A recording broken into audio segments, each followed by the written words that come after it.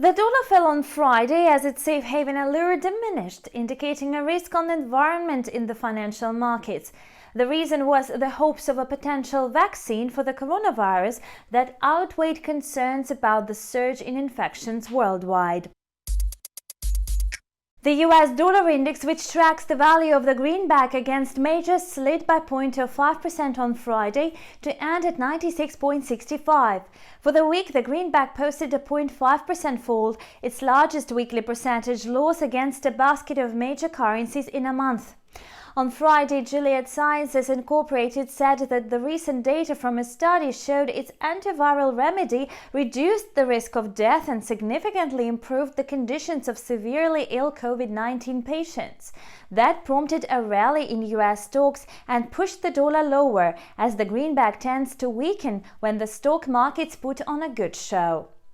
The dollar also slid after US producer prices unexpectedly fell by 0.2% in June, following a 0.4% rebound in May, as the economy battles depressed demand amid the COVID-19 pandemic. Reflecting the market's increased risk appetite, the euro rose by 0.15% against the dollar to finish at 1.1300 on Friday. For the week, the common currency notched a 0.4% rise. According to analysts, the upside pressure is expected to be kept for the euro-dollar pair.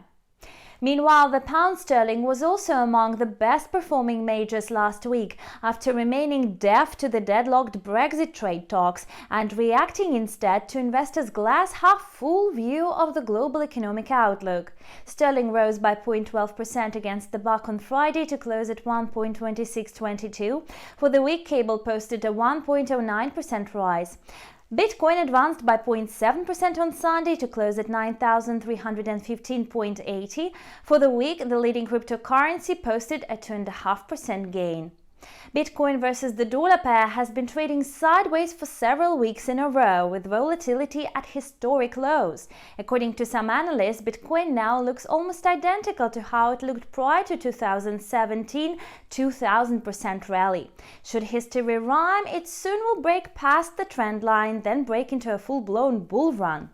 Meanwhile, in commodities, oil prices little changed last week, as a resurgence of coronavirus cases prompted several US states to impose tighter travel restrictions that could dampen oil demand recovery at the world's largest consumer.